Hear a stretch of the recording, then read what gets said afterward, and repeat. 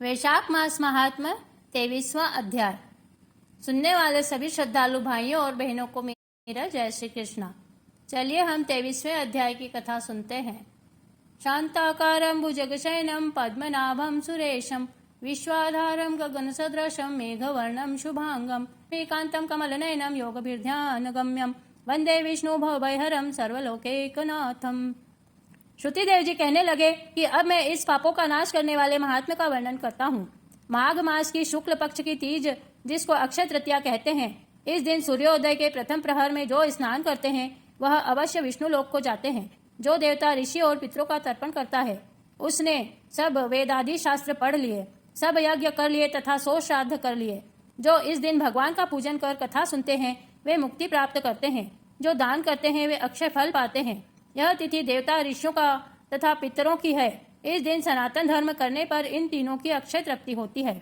यह तिथि कैसे प्रसिद्ध हुई सो मैं बतलाता हूँ। प्राचीन समय में राजा बलि और इंद्र का घोर युद्ध हुआ।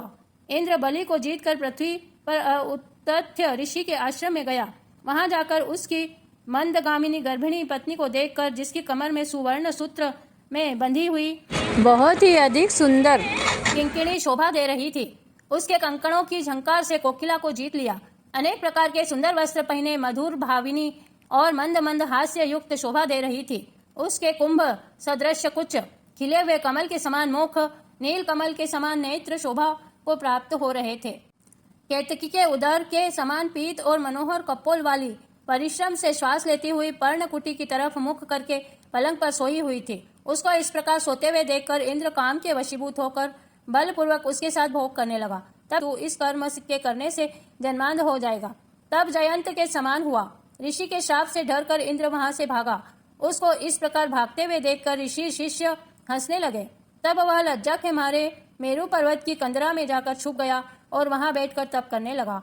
जब इंद्र कंदरा में छुप गया तो राजा बलि अपने गुप्तचरों द्वारा सब बातें जानकर स्वर्ग पर आक्रमण करके अमरावतीपुरी को घेर लिया और देवताओं तथा दिक्पालों की सब विभूति को अपने अधिकार में ले लिया और देवताओं का सब राज्य भोगने लगे।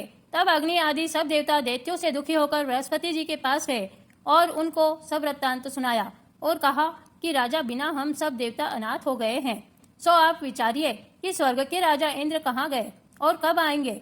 तब देवगुरु बृहस्पति जी ने इंद्र का रसातल में बलि को जीतकर अतथ्य के आश्रम में जाना और ऋषि पत्नी के साथ बलपूर्वक भोग करना एवं शिष्यों से अपमानित होकर कंदरा में छुप जाने का समस्त वृत्तांत देवताओं को सुनाया और कहा कि अब इंद्र शनि के सहित वहीं गुफा में घुसे हुए हैं और अपने किए हुए कर्म पर पश्चाताप कर रहे हैं।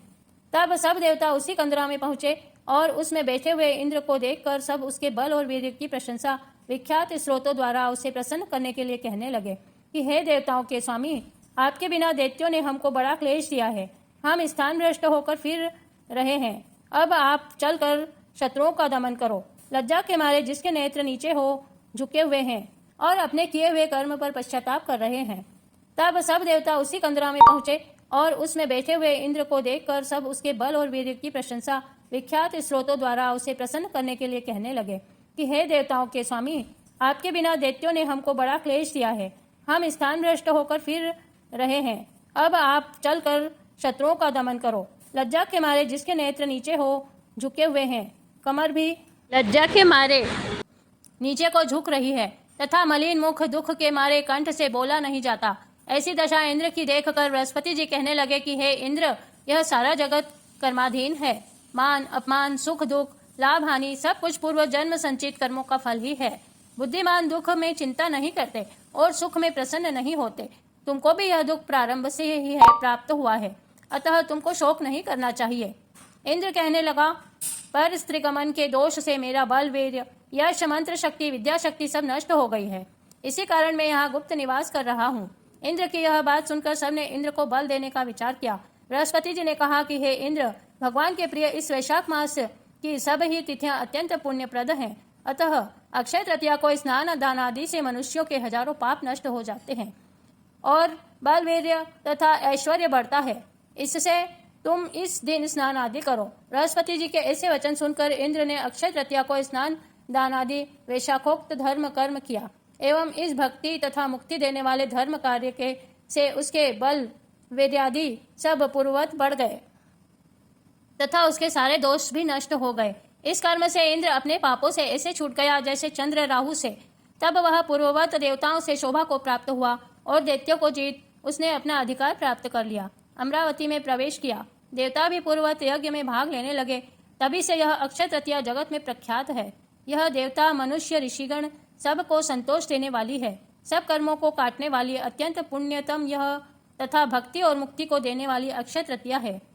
इस प्रकार वैशाख महात्म्य का 23वां अध्याय समाप्त हुआ। बोलिए विष्णु भगवान की जय। प्रिय भाइयों और बहनों, वीडियो पसंद आया है तो जल्दी से मेरे चैनल को सब्सक्राइब कर लीजिए। जय श्री कृष्णा।